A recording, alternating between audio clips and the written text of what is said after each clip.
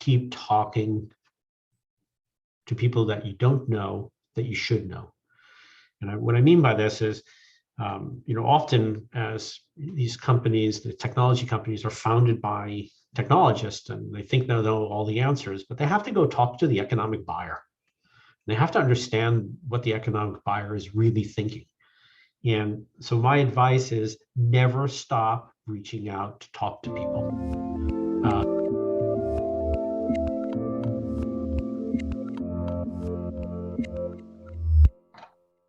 Hey everyone, this is Devin Miller here with another episode of The Inventive Journey. I'm your host, Devin Miller, a serial entrepreneur that's grown several startups into 7- and 8-figure businesses, as well as the founder and CEO of Miller IP Law, where he helps startups and small businesses with their patents and trademarks.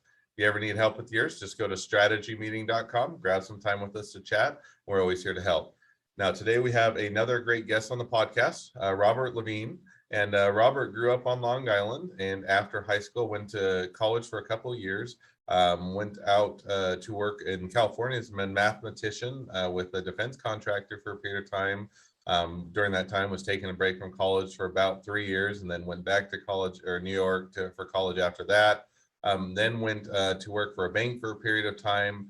I think if I got it correct, he asked his boss for about $3 million to do a startup. Boss said yes. Business was a bit too early on, so they ended up selling off the business. But after that, didn't want to go back to corporate America, joined a friend's startup as a C-level individual, pivoted the business to a services-based company. The business partner wanted to go back to India, didn't have the money to buy it, so ended up selling out the business, decided to go to California and be an advisor to help other startups and small businesses. That business was self-funded, worked part-time as well during that time, and now is continuing to pursue a business in cybersecurity as a startup and having that idea. So with that much, hopefully is mostly accurate. Welcome on the podcast, Robert. Hey, welcome. Thanks for having me. Absolutely. So I just gave the 30-second version of a much longer journey. So take us back a bit in time to when things got kicked off in high school in Long Island. Oh my God. Yeah, I grew up on Long Island, went to high school out in Suffolk County. And, after high school, went to school, decided to become a chemistry major. That wasn't really what I ended up doing. But after about 2 years, went to the West Coast. My parents got divorced, and one lived on the East Coast, one's on the West Coast. And I did a stint at Litton Guidance and Control, working for a mathematician, doing numerical analysis of all the crazy things, writing Fortran. And it was kind of an interesting experience, because what we were trying to do is control ailerons on missiles. And just one question on that, because I think if I remember right in our conversation, you'd started college for a year or two before you went out to do that and working with the mathematician. So yeah. What made you decide to, take a break from college, go work with a mathematician, kind of what caused that transition? I think it was happenstance and luck. One is when I was in college doing this chemistry stuff, I was really much more interested in the computer science side of that whole story, and did a summer stint out in California working for Levine Guidance Control, and got really attracted to that, and I realized I actually don't know what I want to do for a major. So I figured, let me go work for a couple of years and then go back.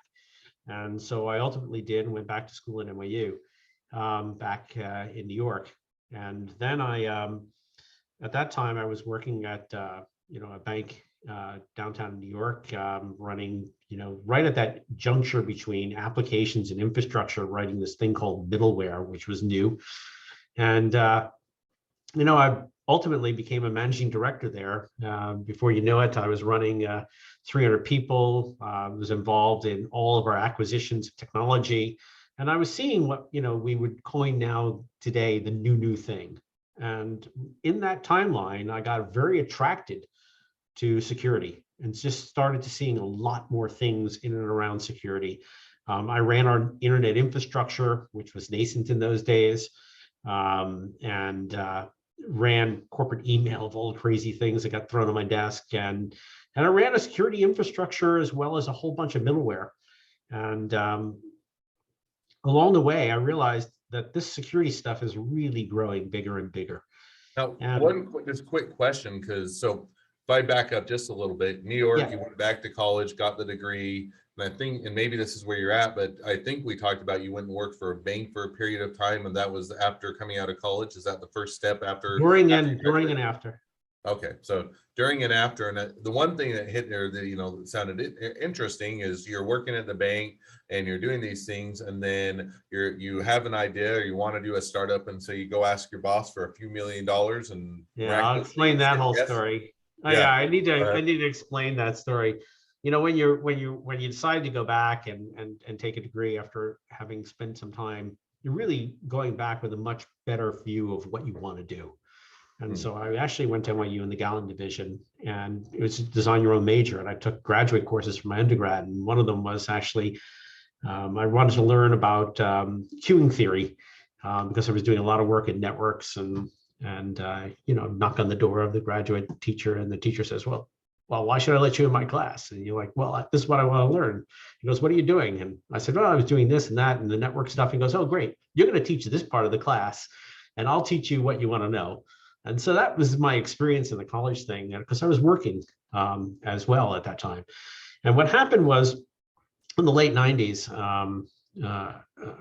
the company I was working for had a corporate venturing function running inside of itself. And that corporate venturing function actually allowed leadership to spin technology out and create basically what was a cost center and create it to become a profit center. So that whole function was really very interesting to me. And at the time, I got connected to that team. Here I was a technologist, right, running in technology.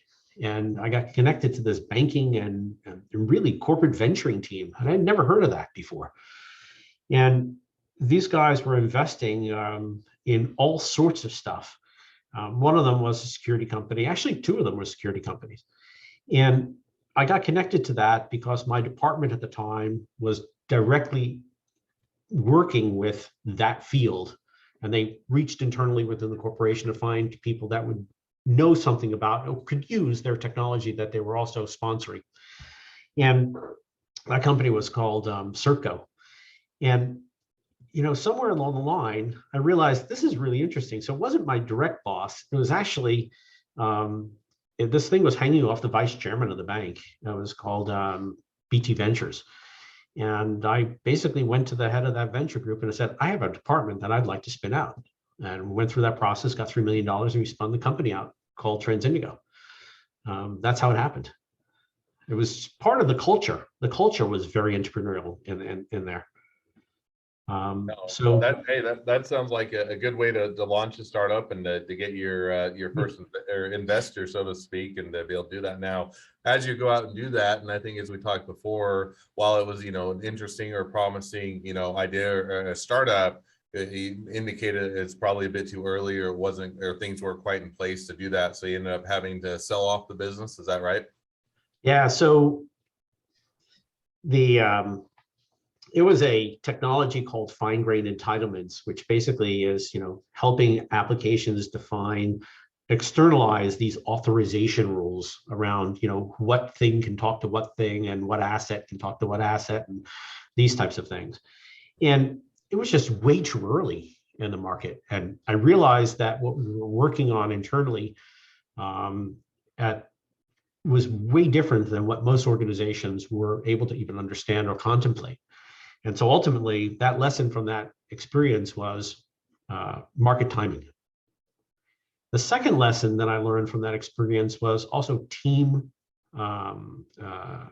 core team members and that strategic fit between each of the core team members.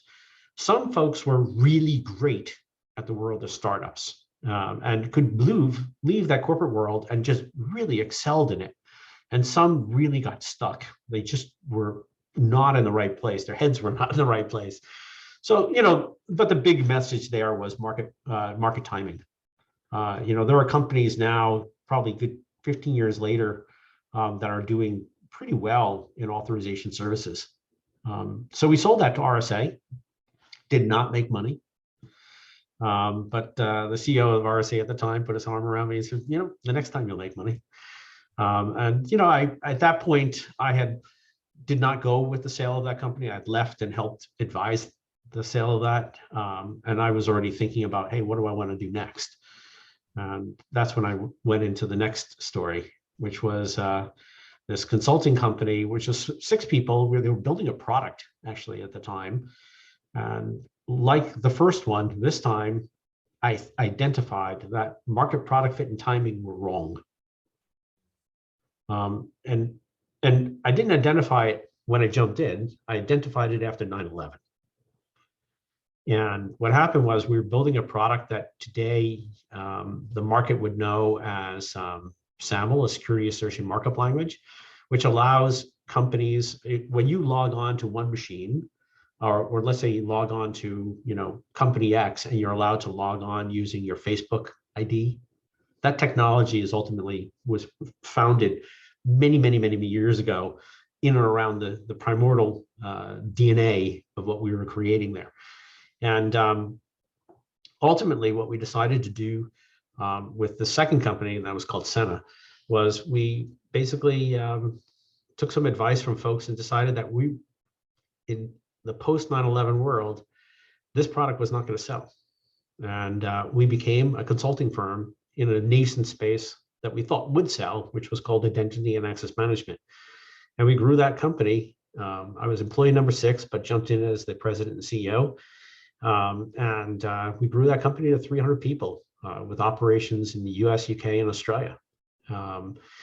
And the second lesson comes, which was, my business partner raises his hand and says, I really want to move back to India.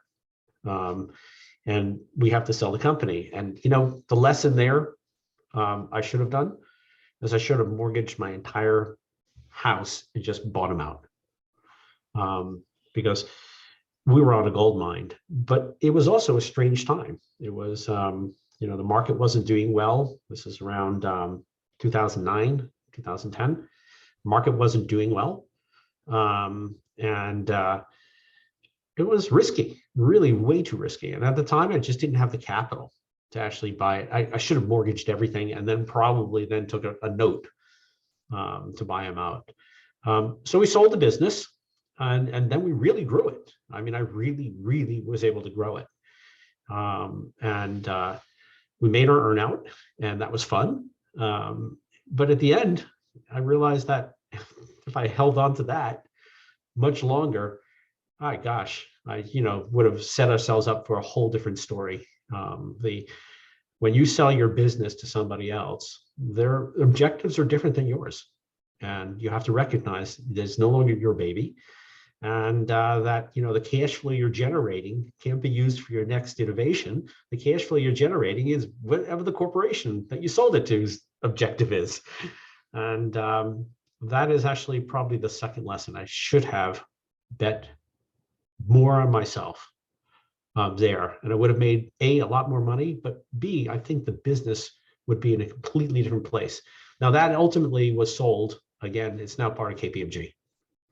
Well, just out of curiosity, because I mean, in retrospect and hindsight's always 20/20. I mean, it's hard when you have a business, to say, oh yeah, just go mortgage your home, leverage yourself up to your eyeballs, because in the end, it's going to work out and it's going to be a great opportunity. But at the time, you're saying, hey, it's an uncertain time, market's not doing well, and I'm not sure if the business will go, and those type of things. So if you're to look back, what would have been some of the indicators or reasons why you would have, if you could look back and now be the Monday morning quarterback type of a thing, what would have been the indicators as, hey, I should have or held on, or I should have found a way to buy out the partner?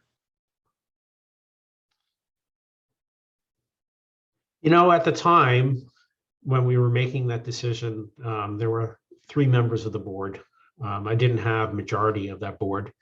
And, when we were making that decision, it was one that even then I knew that, this is the wrong time.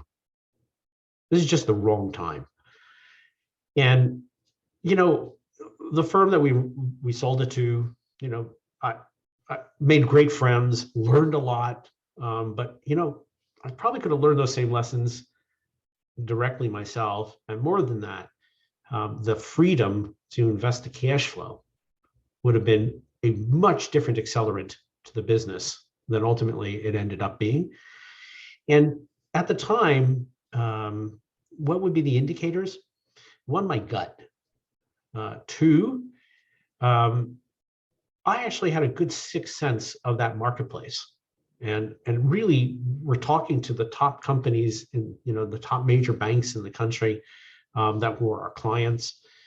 And nobody was giving us an indicator, even though it was a little scary, that, this is no longer going to become a priority. It was actually the opposite. I was getting the indicators that this was becoming a priority. And in the end, I had one quarter where I had negative cash flow through that recession. And, that, of course, was after the business was sold, but one quarter was our negative cash flow story.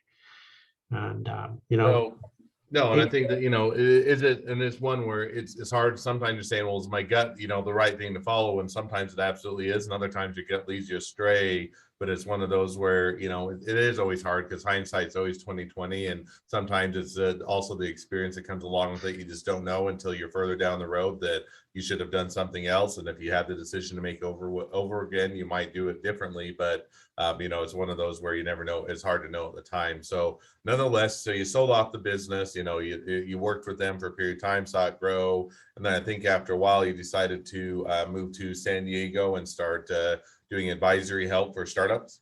Correct. So one more comment on that previous one. I now know something. If my gut says it and I truly believe, bet on myself. That's absolutely, the lesson out of that last, experience.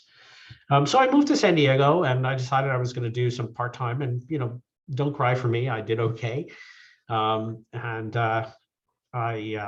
decided I was going to do some part-time advisory, and did that with a company that was involved in mobile authentication. And then we ultimately, leadership team there, to which I was part of, was initially going to do it part-time and wound up being the COO full-time. And ultimately, we made some pivot decisions, which were cut the team down size-wise, cut the burn. The team also, we made a decision to pivot, which is actually things that you do in a startup when your primary market is starting to twist and you're seeing other things happen. You have to make the decision quickly and rapidly within a startup to pivot. Now, this is a scary thing because, startups have limited capital, have limited ability to turn corners multiple directions, multiple times. And you have to bring your entire team as well as your investors along with that ride when you make that pivot. So we pivoted that business into mobile authentication with identity verification. So the ability to actually look at your license, take a picture of license, compare it against a selfie with liveness detection, and then basically authenticate you using your mobile as being part of the mobile authenticator, as part of the, something you have. We also made a decision there to go vertical into some very specific marketplaces to pick on a Jeffrey Moore statement, pick on a market no bigger than yourself and dominate, right? And then, but make sure that market's growing. So that business, we tied together with the change that was happening with the banking software. Banking software was going from a combination of, roll your own and or these really big, very slow outsourced providers to nimble software companies that built software packages that became also hosted providers. And we went right into that, if you will, that vortex, and that sucked us into a whole bunch of business opportunity. And so the combined issue of mobile authentication, combined issue with how we chose to do that in the marketplace using both on-prem and some cloud components, fit the marketplace, and that business is now doing fairly well. It took a few years, and it was a rocky story, as most things can be. And I'm really, really excited about what's happening there. And I maintain a great friendship with the entire team, actually. But along the way, I kept on having these ideas that would come up, and that became the genesis to Trust 4. which became going back to my earlier statement of, if you really believe, bet on yourself. So that's why I left Unicode, or the mobile authenticator company. I wanted to if bet I on were to myself. almost put words in your mouth, it sounds like, it wasn't that business wasn't doing well or there was an opportunity there, but there was just a idea or something you wanted to pursue, and that you'd learned your lesson over the previous experiences that you had a gut feeling you wanted to bet on yourself, and so you decided, hey, now is the time, I'm going to spin out and I'm going to do that for a period of time. Is that about right? Exactly. In fact, to wind down out of the previous business, it took almost 6 months. I gave enough notice. It allowed me to have, and negotiated the issue, allowed me to do both my new company while helping the old, because I didn't want to leave it in a lurch. And so that took a little bit of negotiation, but yeah, it really became, I saw the market, I saw what was happening. I kept on seeing the problem, and I saw solutions being made against the problem that didn't actually match with conversations that I would have, not only with friends, but with prospects. And I said, that's a really interesting problem. And, basically the genesis of this was when, folks are moving their entire portfolios of, assets, meaning, technology assets, into the cloud. And of course, people are doing net new assets in the cloud as well. But when you do that lift and shift and or create net new, the skill sets that are required to actually mitigate the risks and they're different than what was in the traditional data center than what they're in the cloud. And the skill sets required are just like massively different, and huge leaps that you have to do. And I realized, this problem's not going away, it's getting worse. And it was time to create a new company and focus on this problem in a way that met with what I heard. Don't require any code changes, make it an easy plugin, allow it to be incrementally driven app by app by app, rather than having bet the whole freaking farm on it, and close material gaps that auditors and regulators are just pounding on customers for. And I realized we could solve that problem. And so created this company called Trust4. I funded it, and I continue to fund it. Actually, it's self-funded right now. And we're going to be in the process of raising capital. In fact, we kicked off that process in January, and in the process of raising capital to take us all the way through the go-to-product phase, and then into the go-to-market phase. An exciting journey. You bet on yourself, and now you get to see whether the bet will pay off, and fingers crossed that hopefully will. So that's certainly exciting. So yeah. Well, now as we kind of catch to the where you're at, where what your journey was up until the present day. Always great to the end of each, or as we discuss the end of each journey, or the end, or to the present. To have two questions I always ask at the end of each journey. So the first question I always ask is, along your journey, what was the worst business decision you ever made? What did you learn from it? I think the worst business decision I made, I've already articulated. I didn't bet hard enough on myself. And I knew my gut was saying, do that. And figure out a way to make, mortgage your future and do that. That'd probably be my worst business decision. Probably be my worst. Yeah. And I think that one's a hard one, because sometimes if you lack the confidence, or you have the confidence, but it's still hard because real money's on the line, your livelihood may be on the line, time may be on the line, whether or not it's worthwhile to pursue, it's always the balance. And yet, a lot of times you look back and say, oh, I should have bet on myself, because that's the lesson you learned. And sometimes you just have to make that learn that lesson the hard way, and it makes it easier to make the next time when the opportunity comes to bet on yourself, which is where you got to. Second question I always ask is, or if you're talking to somebody that's just getting into a startup or a small business, what'd be the one piece of advice you'd give them? In my world of technology, probably the most important thing you need to do is keep talking to people that you don't know that you should know. And what I mean by this is, often as these companies, the technology companies, are founded by technologists, and they think they know all the answers, but they have to go talk to the economic buyer. They have to understand what the economic buyer is really thinking.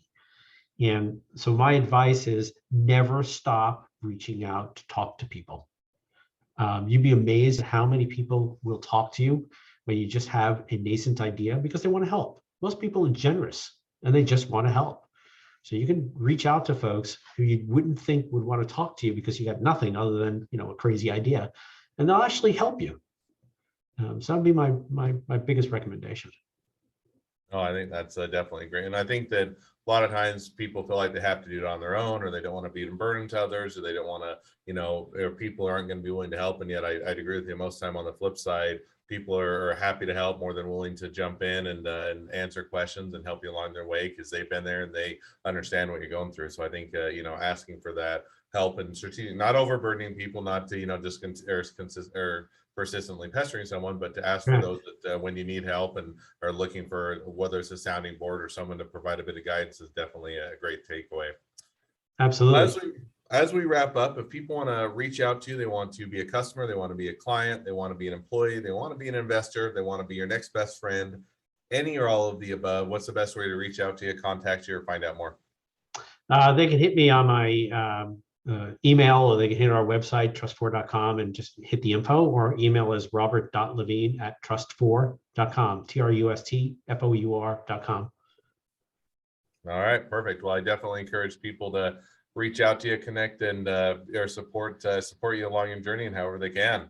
And with that, we'll go ahead and wrap up the podcast. And it's been appreciate you coming on the podcast. Now, for all of you that are listeners, if you have your own journey to tell and you'd like to be a guest on the podcast, we'd love to have you. So just go to inventiveguest.com and apply to be on the show. A couple more things as listeners. Make sure to click subscribe, share, leave a review for the podcast, because we want to make sure that everyone finds out about all these awesome episodes.